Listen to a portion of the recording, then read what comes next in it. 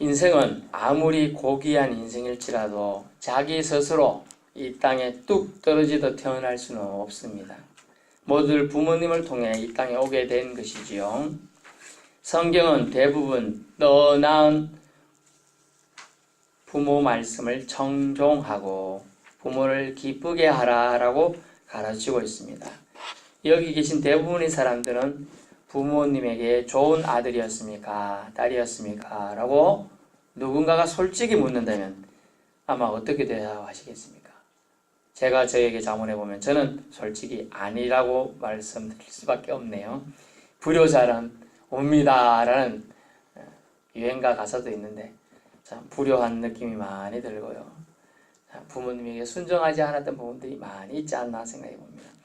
사실 부모님 눈에 완벽하게 잘하고 좋은 아이는 한 1000만 명 중에 한 명 아닐까 싶습니다. 공부를 잘하면 또 운동을 못할 수도 있고요. 또 형제 사이가 안 좋을 수도 있고 버릇이 나쁠 수도 있고 편식할 수도 있고 잘난 척에 기고만장할 수 있고 이기적일 수도 있고 인사성이 없을 수도 있고 등등 한두 가지는 꼭 마음에 안 드는 게 있기 마련이죠. 부모님 눈에는요.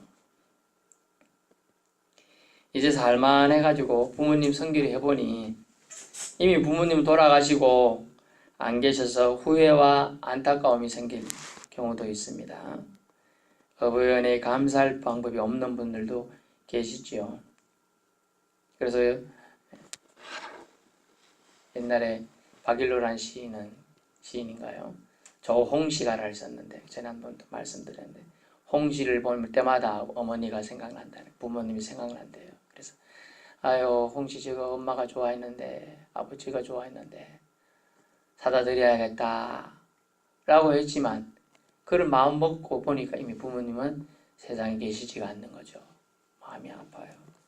저거 사다 주면 어머니가 그래도 뭘 하고 이런 거 사왔노? 이러면서도 잘 껍질 벗겨서 잘 드시던 생각이 나는데 홍시 같은 경우는요.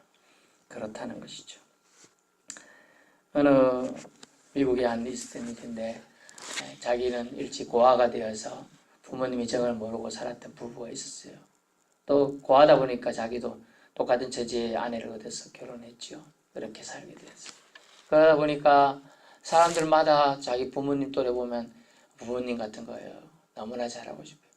그러다 혼자 살고 계신 옆에 주인이 독거 노인이 돌아가시는 걸 보고 충격을 받고 우리 부모님 같은 사람들을 이렇게 방치해서는 안 되겠다라고 돌봄 서비스 이런 걸 만들게 되는 거죠.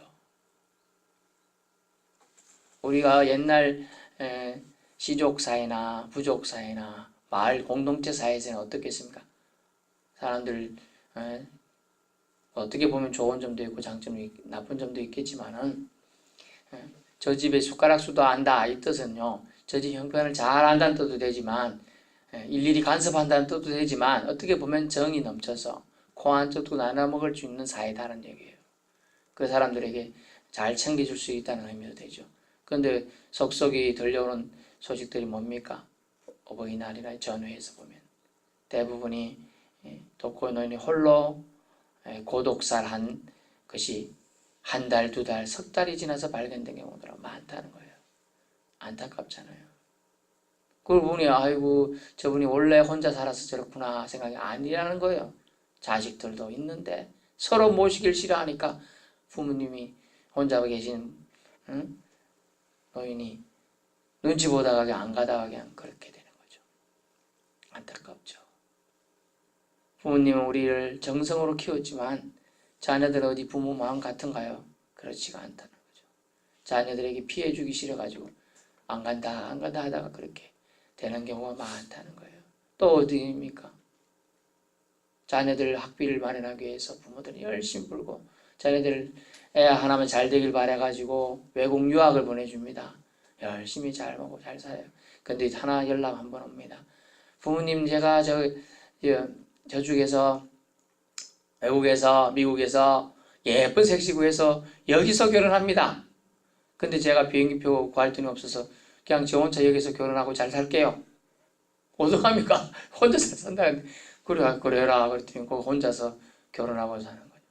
10년, 20년 못 살고 한 번도 못 가보고 그리워만 하다가 돌아가시는 부분들이 많대. 그걸 옛날에 빗대어서 기러기 아빠라 그래. 기러기 아빠. 근데 제가 서울에 계실 때는 독수리 아빠가 있더라고요. 독수리 아빠 못 들어보셨죠? 기러기 아빠는 형편이 안 돼가지고 그리워만 하다가 눈물 뚝뚝 흘리면서 언제 오노 그러다가 있으지. 전화라도 오면 좋겠다 이런데, 독수리 아빠는 여유가 돼가지고 마음만 먹으면 샥샥 날라서 간답니다. 비행기 타고 샥 가서 만나고 오고 또 오고 싶으면 또 만나러 가고 할 수 있대요. 독수리 아빠가 되면 되는데 기러기 아빠가 된다는 거죠. 대부분이 그렇게 독수리 아빠처럼 여유 있는 분이 몇 명이 됩니까? 집에 그 탈탈탈 틀어가지고 자녀 앞길을 열어준다고 그러야 되는데, 부모의 그 마음을 자녀들이 백분지 1이 납니까? 저도 몰랐기 때문에 제가 부모가 돼본 게 이제 그걸 알겠는 거예요. 그 한 잔소리 밥상머리에서 잔소리 할 때마다 아이고 밥만 좀 제대로 먹게 해주지 뭘 잔소리 그리 많이 하노. 그래 생각했는데 그게 다 피가 되고 살이 되는 잔소리들이었지 않습니까? 그렇습니다. 우리 부모님의 은혜 한량없죠. 그래서 저는 이제 실든 좋든 나 실제 괴로움 다 잊으시고 밤낮으로 이런 어버이날 노래를 우리가 옛날에 부를 때면 아무 생각 없이 불렀죠. 그때는. 이제 나이가 들고 불러보면 눈물이 핑 돕니다. 나 실제 낳을 때 괴로움 다 잊으시고 우리를 키워주시잖아요. 그때면서 부모님들은 그랬잖아요. 우리가 못 먹어. 우리 자식 입에 밥 들어갈 때 제일 행복하다. 그러면서 부모님들 어때요? 나는 아까 먹었다. 아까 밥을 안 먹어요. 저희 부모도 그렇게 넉넉하지 않았어요. 옛날에는요.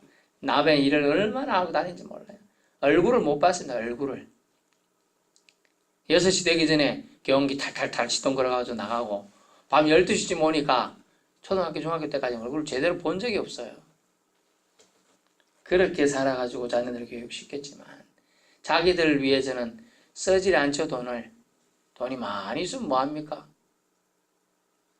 쓰질 않아요. 아니, 쓸 줄 모르죠. 써본 적이 없었어. 그렇게 살아와서 우리 대한민국이 지금 이렇게 부강해졌어요. 사실은 부모님들의 희생과 사랑으로. 근데 자꾸 서구화하는 바람에, 핵가족화의 바람에 자꾸 그 사랑의 끈들이 떨어져 가고 있다는 거예요. 이제 안타까움. 우리 기독 신자들만큼이라도 기도해서 이 경로 혁신의 바른 사상들, 하나님 주신 사상이에요. 남들은 뭐 공자의 사상 맞습니다. 공자도 그런 얘기를 하긴 했죠. 그러나 우리 하나님께서 십계명 안에 다 들어있는데 뭐 그 얘기가 내 이웃을 내 몸과 같이 살아. 부모를 공경하라. 이웃에 대해 거짓 증거하지 말라. 이 모든 것들이 사랑을 바탕으로 한 겁니다. 오늘 성경 말씀 속에 어버이 은혜, 어버이가 안 계셔서 감사할 방법이 없는 분들도 계실 겁니다. 영의 아버지가 그런데 우리에게 있습니다. 아멘. 영의 아버지가 있어요. 영혼의 아버지가 있어요. 여러분이 언제적부터 여러분의 자아가 여러분하고 대화를 나누었나요? 어려운 말일 수 있는데 저 같은 경우는 한 6, 7살부터 제가 기억이 나요. 그래서 그때는 빨리 컸으면 좋겠다. 초등학교 들어가고 책가방이 그때는 제대로 없잖아요. 책보따리 보자기 싸가지고 이렇게 드는 거. 나도 옆집에 잘 사는 애처럼 책가방 한번 메고 학교 가고 싶다. 이런 생각 안 해보셨어요? 제가 남동생이 하나 있었으면 좋겠다. 그런 생각 해봤을 거예요. 어쨌든 그런저런 생각을 해보면서 살았어요. 그러면서 신발, 저 검정 고무신 나도 좀 한번 신어보고 싶다. 막 그렇게 생각했던 경우가 있어요. 주님께서는, 영의 아버지께서는 우리가 어떻게 해서 당신을 기쁘시게 할지를 성경을 통해서 말씀해줘요. 옛날 일은 이제 지나갔어요. 부모님 모시고 싶어도 안 계신 분들이 많아요. 섬길 수도 없는 분들. 그러나 영혼의 아버지는 계시다는 거예요. 영혼의 아버지. 영혼의 아버지는 바로 하나님 아버지입니다. 믿으실 수 있기 바랍니다. 하나님 아버지께서는 우리에게 영혼을 주셨는데 여러분이 인식하든 안 하든 어릴 때부터 여러분 속에 태어날 때부터 영혼을 넣어주셨어요. 영혼을 넣어주셨어요. 하나님을 알만한 영을 넣어주셨어요. 그것을 생각해 봅시다. 20대 여러분 기억나죠? 안 납니까? 납니다. 20대나 지금 70대나 50대나 60대 차이가 있어요? 80대? 영원? 차이 없어요, 여러분. 제가 지금 전에도 말씀드렸는데 저는 20대인 줄 알고 애들을 같이 농구했다니까요. 저 영은 똑같아요. 차이가 없어요. 그런데 몸이 말로 안 돼. 조금 숨 뛰니까 숨 차서 죽을 것 같아. 이런 데는 애들은 왜? 이러고 있는 거예요. 저는 숨 못 쉬는 거예요. 아, 죽을 것 같아, 진짜로 숨이. 한 10분 뛰니까요. 체력이 말로 안 돼. 그래서 뭘 느꼈습니까?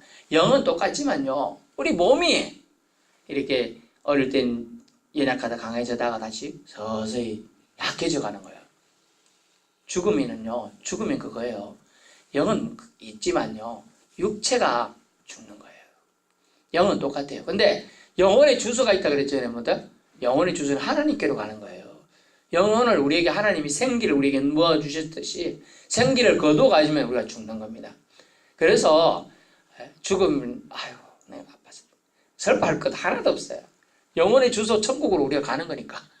주님 우리 믿다 가면 천국으로 갑니다. 하지만 그것이 아닐 때는 이제 진지하게 사람들이 고민해 봐야 되고, 고민한다고 됩니까? 예수 믿지 않으면 사실상은 정말 죄송한 말씀이지만 서울로 지옥으로 음부로 내려가게 돼 있어요. 안타깝죠? 그래서 저는 우리에게 영을 허락하신 하나님 아버지가 계시니까 그 영혼의 아버지에 대한 말씀을 오늘 드리는 거예요. 우리가 하나님 말씀에 하나님께 효를 하는 방법에 대해서 성경은 알려주고 있습니다. 부모로서 이 땅에서 효를 받는 것이 아니라 하늘 아버지께 효를 올려드릴 방법을 오늘 기술해 주고 있어요. 세 가지로 보면 첫 번째는 참신이 누구인지를 분명히 알고 살아라 라고 말합니다. 참신이 누구인지, 신앙의 정체성의 어려운 말로 신앙의 정체성, 다른 말로 참신이 누구인지 분명히 알고 살면 참으로 하나님과 연합된 관계가 된다. 하나님과 우리 사이 연합이죠. 그 비결이 있어요. 연합의 비결이에요. 오직 하나님은 한 분뿐이십니다. 아멘. 아멘. 여호와세요. 자기 스스로 계신 존재라고 자기 이름을 계시해 주셨어요. 계시란 말은 알려주셨어요. 감추어뒀던 걸, 덮어뒀던 걸, 덮어둔 걸 벗기고 알려주는 걸 계시라 그럽니다. 그것을 알려주셨는데 야훼다, 여호와다 라고 알려주셨습니다. 인간의 제일 된 목적이 뭐라고 했습니까? 그렇죠. 하나님을 영화롭게 하고 하나님을 영원토록 즐거워하는 거다. 우리는 마음과 본문에 보니까 뭐라고 나옵니까?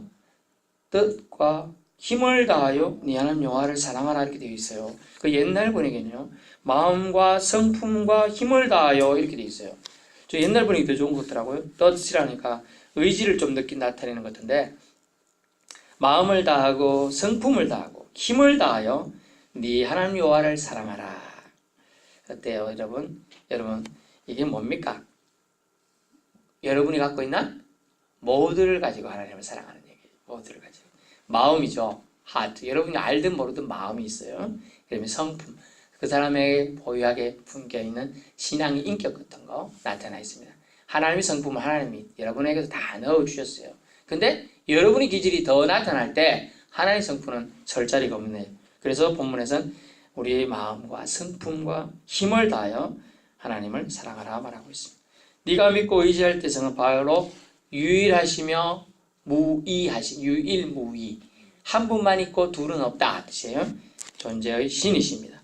여호와이시죠. 그러므로 피조물로 그분을 여러분이 모든 것을 사용해서 사랑해야 한다는 걸 말해요. 사랑하는 방법은 공경이죠. 섬김이죠. 그런 것입니다. 사랑한다는 것은 무엇으로 나타납니까? 대부분 사랑한다는 것은 무엇으로 나타나죠? 사랑하는 대상의 말을 청종함에 있어요. 청종. 기울여서 따른다. 기울여서 귀를 갖다 대고 듣고 그 다음에 따를 종이에요. 따라서 한다는 거예요. 본문 6절에 보세요. 어떻게 사랑하는 걸 보이죠? 6절에 오늘 내가 네게 명한 이 말씀을 너는 어디에? 마음에 새기고. 여러분, 어떤 사람이 참 중국 고사에 어떤 사람이 배를 타고 호수를 건너고 있었어요. 호수를 건너고 있는데 이렇게 갑자기 좀 이렇게 배를 노를 잘못 줘가지고 갖고 있던 아주 귀한 보금, 보배로운 금을 칼을 물에 호수에 빠뜨렸어요. 안타깝죠. 그 금을 구하려면 엄청난 돈을 줘야 되고 또한 가보로 내려오는 거예요. 그래서 어떻게 했습니까? 어떻게 했어요? 그 배에다가 여기에서 빠뜨렸다고 배에다가 표시를 했어요. 배에다 표시를 했어. 빠지고 그러면서 배는 가고 있죠. 그래서 이제 도착해서 저쪽 강 건너편에 호수 건너편에 배 표시를 요 찾고 있는 거야. 지금 어디 빠졌어요? 강 호수 한복판에 빠졌는데 그거 찾고 있어요. 여러분 물의 세계도 안 되지만 쓸데없는 배의 세계도 안 되는 거예요. 본문에 보니까 말씀을 어디에? 우리 마음에 새겨야 된다. 새긴다. 각인한다. 새길 각 철필로요 쓰는 거예요. 말씀.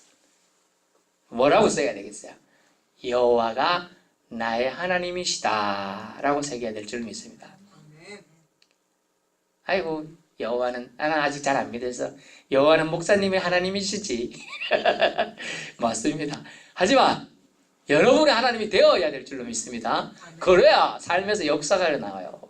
주님이 함께 하시기 때문에 죽음도 두렵지 않아요. 난 지금 죽어도 천국 갈 자신 있는데 뭐가 걱정입니까? 여러분 모두 다 지금 죽어도 다 천국 올라갈 줄 믿습니다. 천국의 복을 다 받아야 될 줄 믿습니다. 그렇습니다. 마음에 새기고 여러분 하나님을 사랑하십니까? 그러면 마음에 새기실 수 있기 바랍니다. 혹 여러분 부모님을 사랑하십니까? 부모님 말씀을 마음에 새겨야 될 줄로 믿습니다. 순종의 첫걸음요. 오늘 본문에서는 마음에 새겨야 돼요. 뭘요? 말씀을 마음에 새겨야 돼요. 그것이 효의 첫걸이에요. 하나님께 효는 하나님 말씀을 우리 마음에 새겨야 돼요. 내가 하나님이다 이런 걸 여호와가 하나님이다 알려주셨는데 그것을 새겨야 돼요. 다른 사람이 저기 신이다. 불교 누가 신이다. 뭐가 신이다. 뭔 소리? 여호와가 참 신이다. 이렇게 할 수 있는 게 마음에서 새긴 사람은 나옵니다. 두 번째, 자녀에게 하나님을 가르치라고 말하고 있어요. 하나님께 효하는 방법은 자녀에게 하나님을 가르쳐야 돼요. 알려주어라. 7절 보세요. 네 자녀에게 부지런히 가르치며. 여러분 정말 하나님의 신앙이 들어간 사람은 게으를 수가 없습니다. 부지런합니다. 여호수아가요 이 가나안 정복 정쟁을 할 때마다 어떻게 했는지 아십니까? 여러분 성경을 자세히 보시면 알겠죠. 첫 부분 항상 나와요. 아침에 일찍이 일어나. 아침에 일찍 맨날 이런 표현을 쓰고 있어요.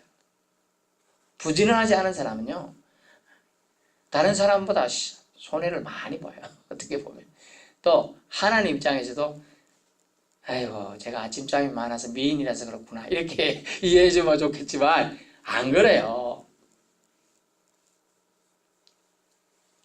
부지런히 가르치라고 분명히 얘기하고 있어요. 어떻게 가르칩니까? 집에 앉았을 때든지 길을 갈 때든지 장소 불문하고 가르치라는 겁니다. 또 하나는요 누워있을 때든지 일어날 때든지 상황 어떤 상황인지 모르지만 누워있을 때는 아플 때도 있겠죠. 없습니까? 잠아서 이렇게 누워있을 수도 있지만 아플 때도 있어요. 어쨌든 간에 말씀을 강론할 것입니다. 가르치라는 얘기예요. 이것이 아주 중요한 신자의 후손을 위한 신앙의 계보가 연결되길 원하는 거예요. 여러분 성경책에 보니까 좀 잘 안 읽혀지는 부분들이 있죠. 레위기도 있고 뭐 어디도 있고 역대상하 있고 열왕기상하 있고 창세기도 보면 아담의 후손들 나오고 롯의 후손 뭐 계보들이 쫙 나와요. 족보 얘기들이 나옵니다. 왜 써놨을까요? 이 창세기 이 서인왕의 인물들이 가짜 인물들이 아니다는 거예요. 여러분이 너무 이렇게 가짜인가 그런가 이렇게 생각하실까봐 계보들 다 쓰는 거예요. 족보를 쓰는 거예요. 제가 갖고 있는 저희 시골에 있는 그 족보책에 제가 36대 손으로 나옵니다. 고려 개국공신이던 신순겸 장군의 36대 후손이에요. 제가 그렇다고 해서 36대 전에 신순겸 장군 봤습니까? 안 봤습니다. 제가 할아버지 얼굴도 저는 몰라요. 그림 그리는 거만 초상화로만 봤어요. 그런데 있어요 없어요? 있답니다. 있다니까 있는 거죠. 근데 우리는 35대 전에 36대 전에 그 할아버지 안 봤지만 신승겸 장군의 아들은 봤겠죠. 그래서 족보를 쫙 쓰라는 거예요. 아담은 누굴 놓고 누군 누굴 놓고 누군 누굴 놓고 쓰다 보니까 지금까지 온 거예요. 그리고 누구는 예수를 낳고 놓아놓은 거예요. 그럼 역사, 성경에 나오는 역사가 가짜가 아니라는 것을 알려주기 위해서 일부러 그렇게 해놓은 거예요. 여러분의 신앙 예보도 우리 할머니가 믿던 하나님, 내가 할머니가 못 봤지만 그 믿던 할머니 때문에 내가 믿는다. 그 솔직히 말하면 저 외할아버지가 장로님이었는데 한의원도 하시고 외할아버지 하셨는데 한 번도 본 적 없어요. 그 전에 돌아가셨으니까. 근데 외할아버지 신앙이 있고 또 저희 모친이 신앙이 있고 제가 있고 저희 애들은 있잖아요. 벌써 4대예요. 4대. 여러분 좀 부러워하실 일이 가르쳐드릴까요? 4대 이상은 하나님이 알아서 먹이십니다. 그 말을 제가 못 드리냐면 4대 이상의 신앙원선들은 알아서 자녀들 책임져 주신다는 거예요. 다 먹이시고 입히시고 책임져 주시고. 한번 해보세요. 그러는지 아닌지 저는 궁금했는데 하나님 그렇게 하시는 걸 제가 체험하고 있기 때문에 알아요.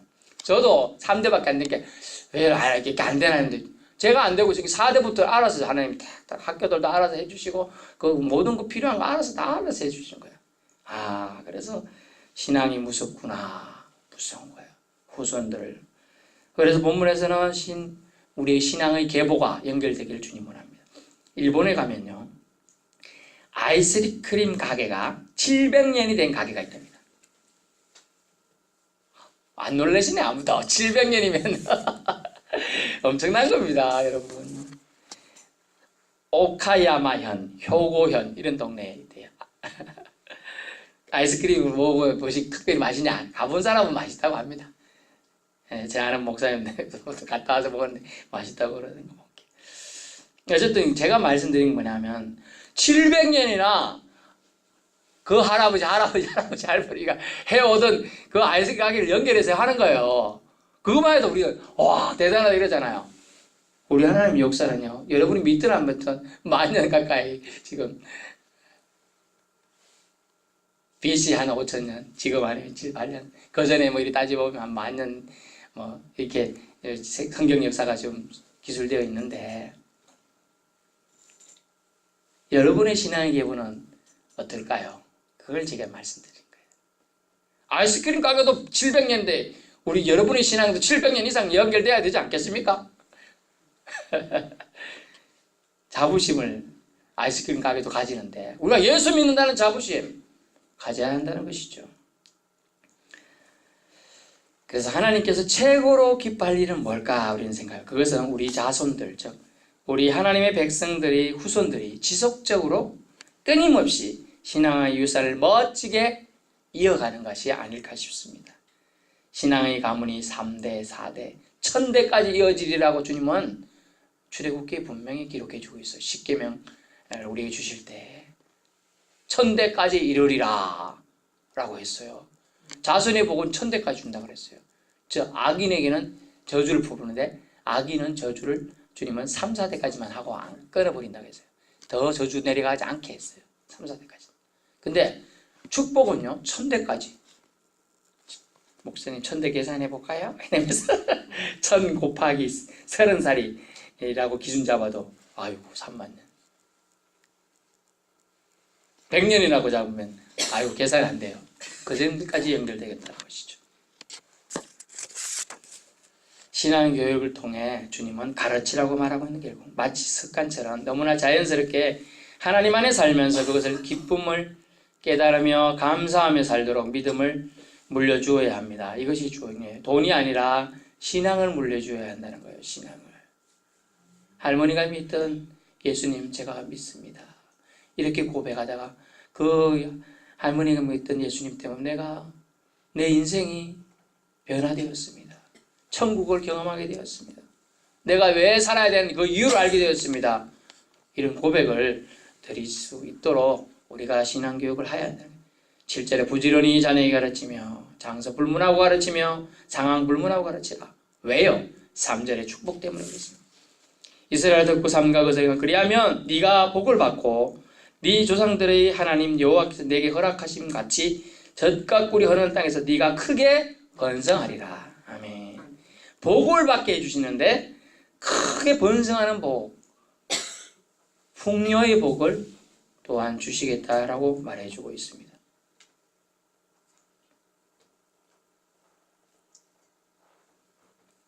우리가 믿고 따르며 섬기며 의지할 분이 누구신지를 부지런하게 게을르지 않게 가르쳐야 한다는 거죠.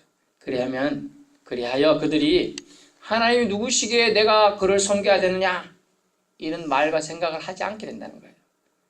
사실 이스라엘 백성의 모세와 같은 지도자, 여호수아 같은 지도자가 사라지고 나니까 내가 하나님 누군가에 내가 하나님 섬겨야 돼 이렇게 말을 했다는 거예요. 남은 땅에 가니까 바알과 아세라 우상들이 있으니까 눈에 거기는 목상을 만들어 놓고 주상을 만들어 놓고 이게 신이다 이러니까 그런가 하고 막 신기는 거예요.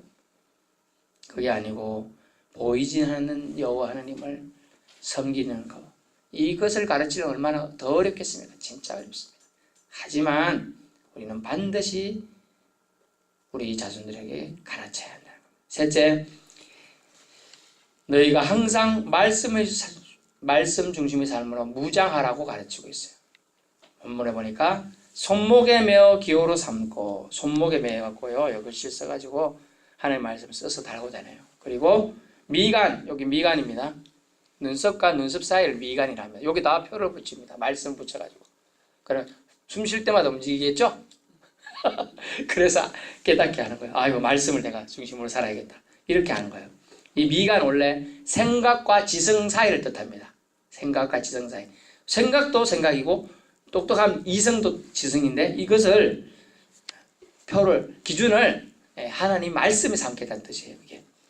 그러므로 네 자신의 삶을 나의 말, 즉 하나님 말씀을 가까이 하는 삶으로 영위해라. 영위해라. 말씀의 거울에 비추어 보고 말씀에서 떠나지 않는 삶이 되도록 해야 한다는 걸 말합니다. 이러는 삶을 통해 아들아 딸아 네 삶이 내 앞에 있길 바란다 라는 말씀입니다. 네 삶을 통해 자녀들에게 모범을 보여주어라. 너는 말씀대로 살지 못하면서 자녀에게는 말씀대로 살아야 한다라고 강요하거나 말로만 한다면 참다운 모델링이 될 수가 없다는 것입니다. 모범이 되어줘야 정직하거라 아들아 그래놓고 돌아서서 거짓말하는 경우 있잖아요. 많아요. 저도 한 번 정도 그래서 하나님한테 또 호되게 혼나고 절대 안 그럽니다. 여러분 가끔 옛날에 보니까 TV 보니까 뭐 나와요? 다 큰 이만한 애 10살짜리인데 5살입니다 이렇게 하고 목이 딱 들고 돼가고 그런 거 영화 안 보셨어요? TV 안 보셨어요? 그런 거 거짓말 너무 아무 생각 없이 거짓말 할 때가 많아요. 저도 많았어요.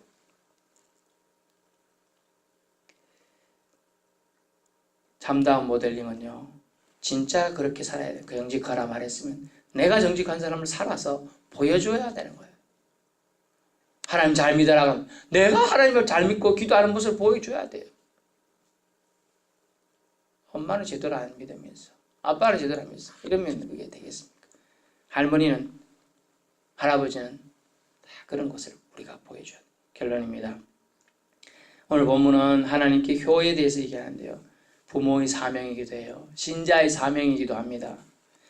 하나님께 효성스러운 자녀가 되어라 라고 주님 말씀하는데 우리 모두 하늘 아버지 되시는 여호와 하나님의 자녀인 줄 믿습니다. 우리 영혼의 아버지께 효를 드리는 것, 섬기는 것이 이 땅에서의 우리의 마땅한 삶이라는 것이죠. 스스로 계신 유일하신 분 하나님을 섬기는 자, 그분은 우리를 자녀라 명하시며 지금껏 지키시고 축복된 삶으로 살길 바라고 계십니다. 무엇으로요? 하나님의 상속자로서요. 우리의 자녀들이 하나님 믿는 자손으로서 하나님을 계속 하나님으로 인정하며 살길 원하십니다.